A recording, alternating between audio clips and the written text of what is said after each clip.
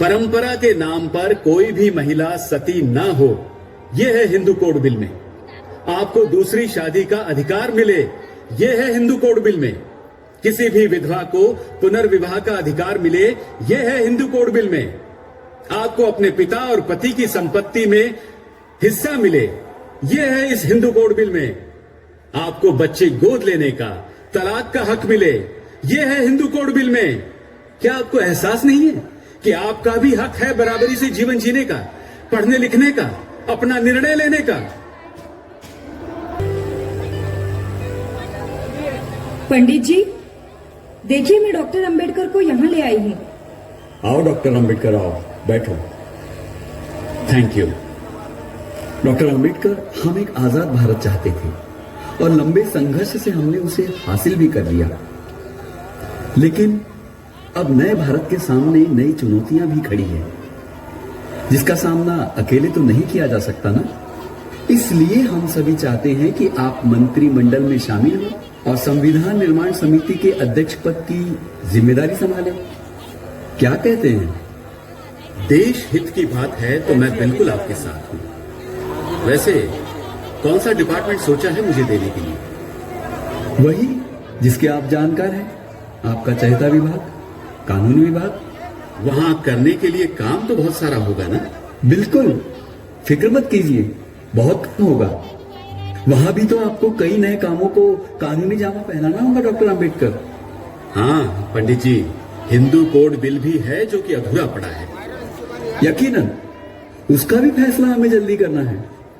ठीक है। मैं बहुत खुश हूं। अब हम साथ में देश के लिए कुछ और बेहतर कर सकेंगे। जरूर। डॉक्टर अंबेडकर को कांग्रेस सरकार के मंत्रिमंडल में ले लिया जाना किसी बड़े चमत्कार से कम नहीं था।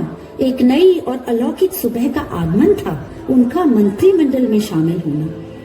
भारत के संविधान को गढ़ने की जिम्मेदारी अब उन हाथों में थी जिन हाथों में सामर्थ्य था वक्त की तकदीर को बदलने का।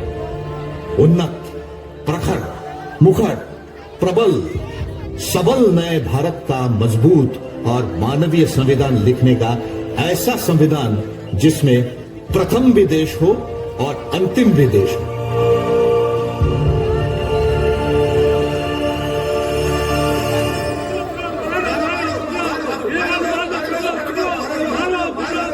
ये शोर कैसा है?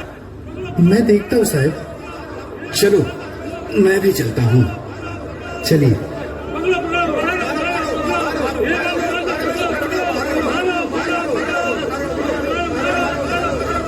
अरे ये शोर शराबा क्यों हो रहा है? इस मुसल्ले के लिए आप इसे हमारे हवाले कर दीजिए। इस मुल्क में इसे और इसकी कौम को रहने का कोई अधिकार नहीं। डॉक्टर अंबेडकर साहब, हमारी हिफाजत कीजिए, खुदा के लिए हमें बचा लीजिए। डॉक्टर साहब, इन मासूम बच्चों को क्या मालूम हिंदुस्तान और पाकिस्तान के बारे में। मेरी बीवी और मेरे इन बूढ़े माँ बाप क्या किसी का कत्ल कर सकते हैं? चाहे तो आप मुझे इनके हवाले कर दें। तुम शांत हो जाओ, कोई कुछ नहीं करेगा। और तुम लोग सुन लो, ये मेरी पनाह में आए हैं, डॉक्टर भीमराव अंबेडकर की पनाह में। और मेरे होते हुए इनका तो क्या, किसी का भी तुम बाल बांका नहीं कर सकते। मेरा नाम सुना है ना? भारत का कानून मंत्री डॉक्टर अंबेडकर। मैं तुम्हें आदेश देता हूं, तुम सब यहां से तुरंत निकल जाओ और इंसान बनने की कोशिश करो।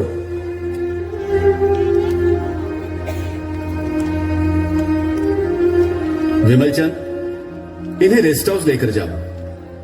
और आप लोग फिक्र ना करें, आप जब तक चाहें यहां और लोगों के साथ रह सकते हैं।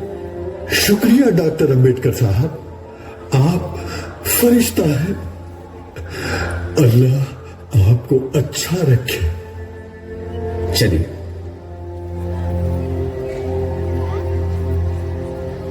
साहब, लोग बदले की भावना से पागल हुए जा रहे हैं। कृपया आप हिफाजत के लिए पुलिस का दस्ता बुला लें तो बेहतर होगा।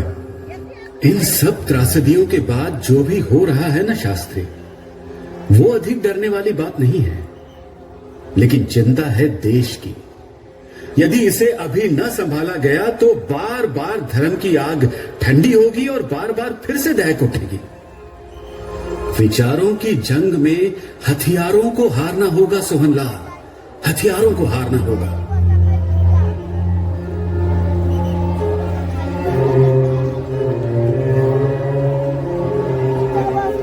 इन तमाम बनते बिगड़ते हालातों के बीच दूसरी ओर मोहम्मद अली जिन्ना मुस्लिम लीग के साथ मिलकर एक अलग मुस्लिम राष्ट्र की तैयारी में मशरूफ थे। एक ऐसा राष्ट्र जिसकी खुद मुख्तार सिर्फ और सिर्फ मुस्लिम आवाम हो। मोहतरम साथियों, हक मांगकर हम देख चुके हैं, अब हक छीनने की बारी है। हम फिर से गुलामों की जिंदगी बसर करने के लिए तैयार नहीं है। हमें दबाने की बार बार कोशिश की जाती रही है, लेकिन अब नहीं। अब हमारा सिर्फ एक ही मकसद होना चाहिए, पाकिस्तान, पाकिस्तान और पाकिस्तान। पाकिस्तान जिंदाबाद, पाकिस्तान जिंदाबाद, पाकिस्तान जिंदाबाद।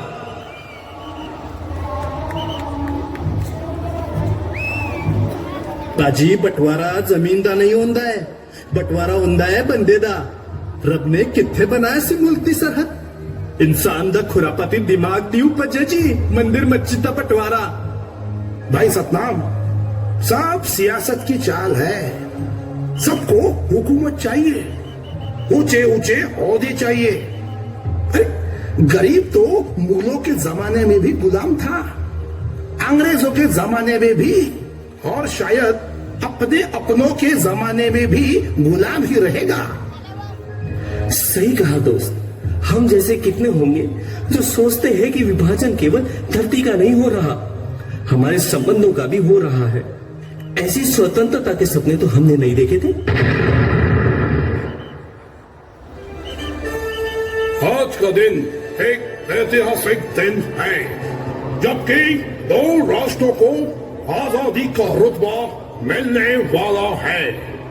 मैं लॉर्ड माउंटबेटन ब्रिटिश सरकार के गवर्नर होने के नाते यह ऐलान करता हूं कि 14 अगस्त 1947 से पाकिस्तान और 15 अगस्त 1947 से हिंदुस्तान अलग अलग यानी सेल्फ डिपेंडेंट देश हो गए और पूरी गरिमा के साथ अपने नए भविष्य की यात्रा में बढ़ेंगे।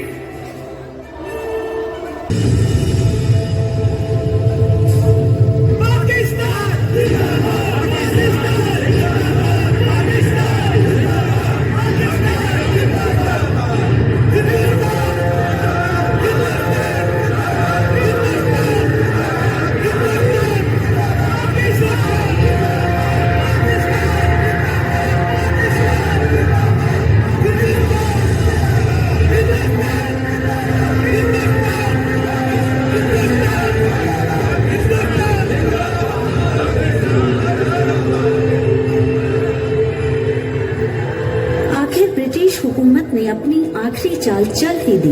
देश के सीने में एक लकीर खींच दी गई, भारत और पाकिस्तान की लकीर, नफरत की लकीर, आपसी भाईचारे के बंटवारे की लकीर। इस सच से इनकार नहीं किया जा सकता कि आजादी आई जरूर, लेकिन खून में नहाई हुई, जख्मों से चूर। इसी बीच 22 जुलाई की सभा में पंडित नेहरू ने पहली बार भारतीय तिरंगे को पेश किया।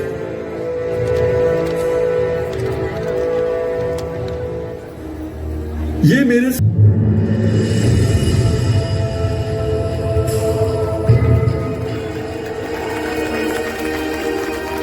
और अंततः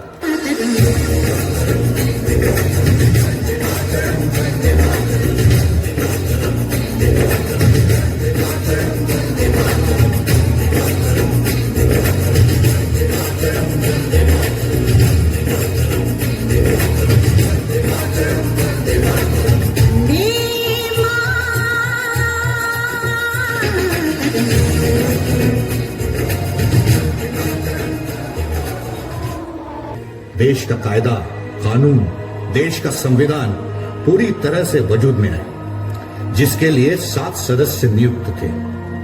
लेकिन सबसे अहम जिम्मेदारी तो बाबा साहेब आंबेडकर की थी। क्योंकि संविधान सभा की प्रारूप समिति में जिन 7 महानुभावों को रखा गया, उनमें से एक सदस्य बीमार हो गए, 2 दिल्ली के बाहर थे, 1 विदेश चले गए, एक ने बीच में ही इस्तीफा दे दिया, वहीं एक सदस्य ने ज्वाइन नहीं किया। इस तरह से 7 सदस्यों वाली कमेटी में केवल बाबा साहेब के कांधों पर संविधान का ड्राफ्ट बनाने की सारी जिम्मेदारियां आ गई। डायबिटीज, ब्लड प्रेशर और अन्य बीमारियों से पीड़ित होने के बावजूद भी बाबा साहेब ने संविधान तैयार करने में कोई कसर नहीं छोड़ी, न ही किसी से शिकायत की। बाबा साहेब ने करीब 100 दिनों तक खड़े होकर संविधान के ड्राफ्ट को धैर्यपूर्वक समझाया और हर सुझाव पर सार्थक विमर्श भी किया। बाबा साहेब के साथ सिर्फ BN राव ही एक ऐसे सदस्य थे जो उनकी मदद के लिए तत्पर थे।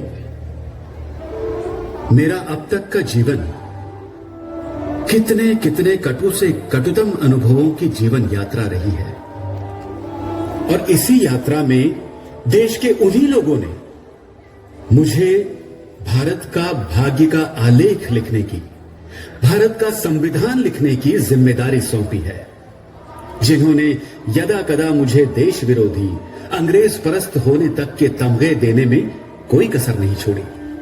वो यकीनन ऐसा कर सकते हैं, क्योंकि उन्होंने वो अपमानित पशुवत जीवन नहीं जिया जो मैंने जिया है। अतीत से अलग न कोई वर्तमान होता है, न भविष्य। मैंने एल्फिंस्टन हाई स्कूल बंबई से कठिनाइयों से जूझते हुए मैट्रिक की परीक्षा पास की और इसी कॉलेज से BA की परीक्षा उत्तीर्ण की। मेरे उत्तीर्ण होने के दिन को बस्ती में एक जश्न की तरह मनाया गया था, क्योंकि मैं अपने समाज का वो पहला विद्यार्थी था जिसने BA पास किया था।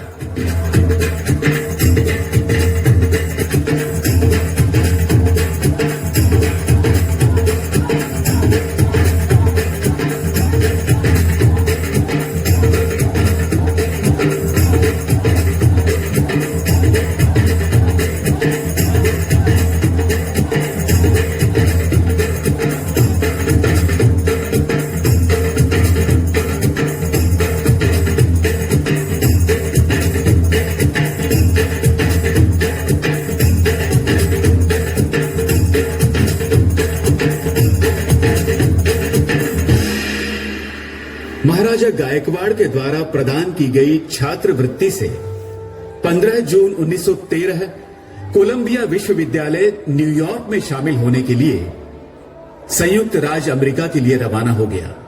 भारत से आने के कुछ ही दिनों बाद कोलंबिया में मेरी मुलाकात लाला लाजपत राय से हुई। सुनो सुनो भीमराव जी। मैं लाला लाजपत राय। मैंने आपके बारे में सुना जरूर था, मगर कभी दर्शन नहीं हुए। मैंने तुम्हें भाषण देते हुए सुना है, और सच मानो मैं तुमसे प्रभावित भी बहुत हुआ।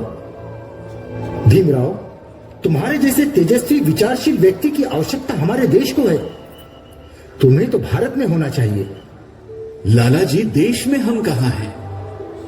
देश की सामाजिक व्यवस्था तो ऊंची जाति से प्रारंभ होती है और हम अछूत नीची जाति पर समाप्त हो जाती है, और हम में है ही नहीं, अछूत जो है। फिर हमारे होने ना होने से किस देश को फर्क पड़ता है? मैं समझ सकता हूं भीमराव। हम जब तक स्वतंत्र नहीं होंगे तब तक कैसे इन कुरीतियों को समाप्त करेंगे? आजादी के लिए तो आप जैसे लोग युद्ध स्तर पर लगे ही हुए हैं लाला जी, किंतु फिलहाल अपनी उच्च शिक्षा के लक्ष्य को त्याग कर मैं कहीं और अपना ध्यान नहीं लगा सकता। मैं जानता हूं लाला जी कि सवाल करने के लिए जबान खोलनी पड़ती है, और जबान खोलने के लिए तालीम बहुत जरूरी है, मेरे लिए भी और मेरे समाज के लिए भी। और फिर मैं महाराजा बड़ौदा की छात्रवृत्ति पर यहां पढ़ रहा हूं। उनको दिए हुए वचन को कैसे तोड़ सकता हूं? मुझे आज्ञा दीजिए।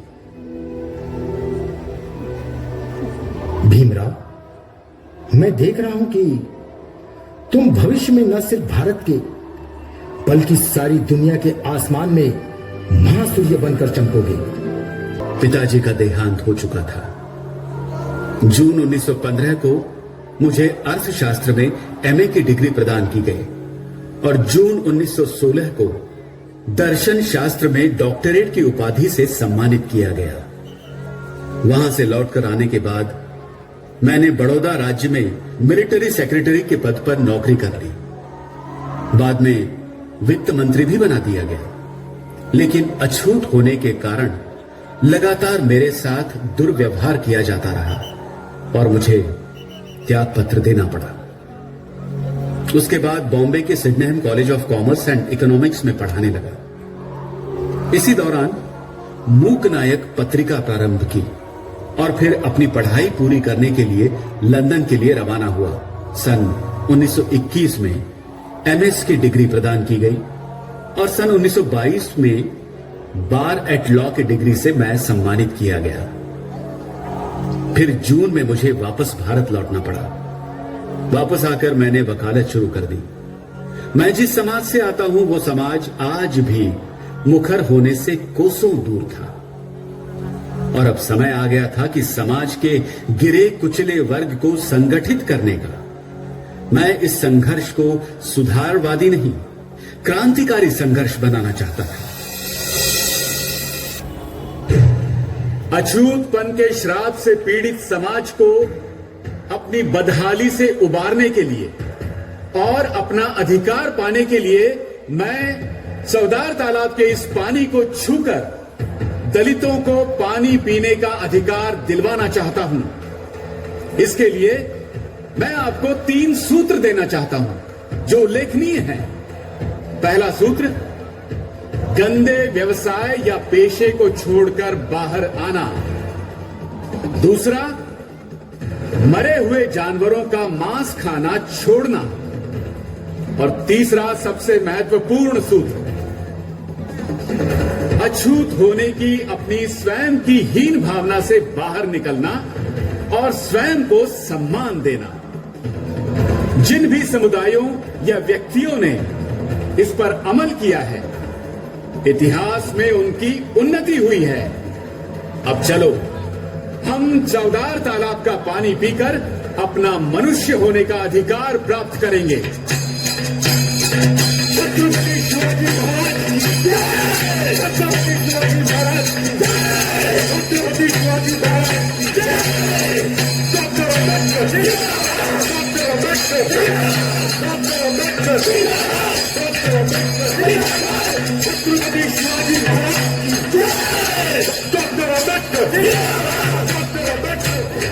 क्या अब इन अछूतों में इतना सामर्थ्य आ गया है कि हमारी बिल्ली और हमसे ही म्याऊं? आज इन्होंने हमारे तालाब को हाथ लगाकर जल को अपवित्र किया है। कल ये हमारे मंदिरों को अपवित्र करेंगे और यदि हमने ये सब होने दिया तो याद रहे, ये हिंदू धर्म की अस्मिता को धूमिल होने से कोई नहीं रोक सकता। अब हमें गोमूत्र डालकर तालाब शुद्ध करना होगा। जूतों को पांव में ही पहना जाता है, उन्हें सर पर नहीं रखा जाता। इसलिए अब आवश्यक हो गया है कि उन हाथों को काट दिया जाए जिन हाथों ने चौदार तालाब के जल को छुआ। उन पैरों को काट दिया जाए जो हमारे धर्म का मान घटाने के लिए बढ़े। उन गलों को रेत दिया जाए जिनसे चौदार तालाब का जल नीचे उतरा। हर हर महादेव।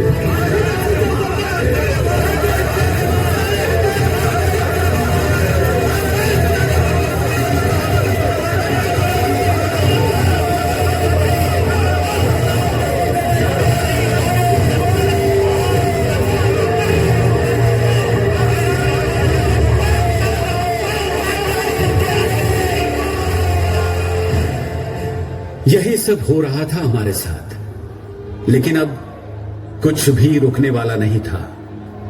परिवर्तन आना था और आ रहा था।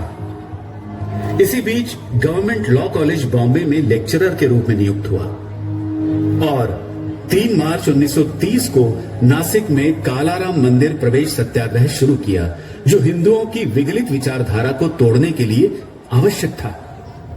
1930 से 1932 तक विरोधों और उपहासों के उपरांत भी 3 में से 2 गोलमेज सम्मेलनों में भाग लिया, ताकि अपने समाज को कम से कम इतने अधिकार तो दिला सकूं कि इन्हें कोई अछूत की गाली न दे सके, उन्हें और लोगों से अलग न समझा जाए। लेकिन यह इतना आसान नहीं था, और इसी सिलसिले में गांधी जी का पत्र मुझे प्राप्त हुआ और गांधी जी ने मुझे मिलने बुलाया।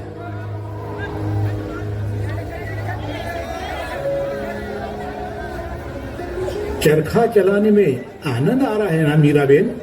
जी बापू। तो कहाँ तक चरखा चलाना सीखा आपने? कोशिश जारी है बापू। कोशिश करते रहो। सही तरीके से की गई कोशिश कभी बेकार नहीं जाती। इसी तरह एकाग्र होकर तुम कार्य करती रहो। तुम विश्वास रखो, एक दिन तुम इस कार्य में निपुण हो जाओगी। बापू, डॉक्टर अंबेडकर आए हुए हैं। हाँ, डॉक्टर अंबेडकर, आप मुझसे मिलना चाहते थे? नहीं तो आपको शायद गलतफहमी हुई है। आप ही ने तो पत्र लिखकर मुझसे मिलने की इच्छा जाहिर की थी। हाँ, याद आया। मुझे पता चला कि आपको मुझसे और कांग्रेस से शिकायत है। मैं आपको बता देना चाहता हूँ कि अछूतों की समस्याओं को लेकर मैं हमेशा से पूरे मन से चिंतित रहा हूँ, और आज नहीं, बचपन से, जब आप पैदा भी नहीं हुए थे तब से। मेरी कोशिशों से कांग्रेस के मंच पर उनके उद्धार का मुद्दा उठाया गया। इतना ही नहीं, अछूतों के जीवन में बदलाव लाने के लिए हमने 20 लाख रुपए भी दिए। तब भी आप जैसा पढ़ा लिखा समझदार व्यक्ति कैसे मेरा और कांग्रेस का विरोध कर सकता है, ये जानकर मुझे बड़ा आश्चर्य होता है। असल में सच्चाई कुछ और है। आप कहते हैं कांग्रेस ने दलितों के जीवन सुधार के लिए 20 लाख रुपए दिए हैं। मेरा मानना है आपने इतनी बड़ी राशि बेकार में खर्च की। अगर वाकई कांग्रेस अपना उत्तरदायित्व समझती है तो कांग्रेस की शर्त होनी चाहिए कि कांग्रेस के सदस्य होने के लिए जरूरी होगा कि वो छुआछूत न माने। आप कहते हैं कि ब्रिटिशर्स के मन में हमारे लिए कोई बदलाव नहीं आया। मैं आपसे जानना चाहता हूं कि क्या हिंदुओं के मन में कोई बदलाव आया है हमें लेकर? और जब तक वे अड़ियल बने रहेंगे, हम किसी पर कोई विश्वास नहीं करेंगे, न अंग्रेजों पर, न हिंदुओं पर, न कांग्रेस पर। गांधी जी, क्या ये मेरी मातृभूमि नहीं है क्या? नहीं नहीं डॉक्टर अंबेडकर, ये हम सबकी मातृभूमि है। इस पर सभी का अधिकार है। जहां तक राउंड टेबल कॉन्फ्रेंस के बारे में मैंने पढ़ा, वो यह प्रमाणित करता है कि आप एक सच्चे राष्ट्रभक्त है। आप ही कहिए, इसे कैसे मैं अपनी मातृभूमि मान लूं, जहां मेरे साथ जानवरों से भी बदतर सलूक होता है। हमारे साथ दिन प्रतिदिन इतने अत्याचार होते हैं कि यदि कभी हम इस मिट्टी के प्रति निष्ठावान न रह पाए तो इसमें गलती हमारी नहीं होगी, बल्कि गलती होगी इस जमीन की, इस मिट्टी की। अब आप ही बताइए, ये दोहरी मानसिकता नहीं है कि कांग्रेस के बुद्धिजीवी मुझे, मेरे आंदोलन को राष्ट्र विरोधी कहते हैं, और आप मुझे राष्ट्रभक्त कह रहे हैं? तो आप क्या चाहते हैं डॉक्टर अंबेडकर? आपने सिखों और मुसलमानों को सियासी अधिकार देने की बात मान ली। जो कौमें सामाजिक और आर्थिक रूप से अछूतों से कहीं ज्यादा सक्षम हैं, गोलमेज परिषद में अछूतों के लिए इसी तरह के हकों की मैंने सिफारिश की है। आपका नेक विचार क्या है इस पर?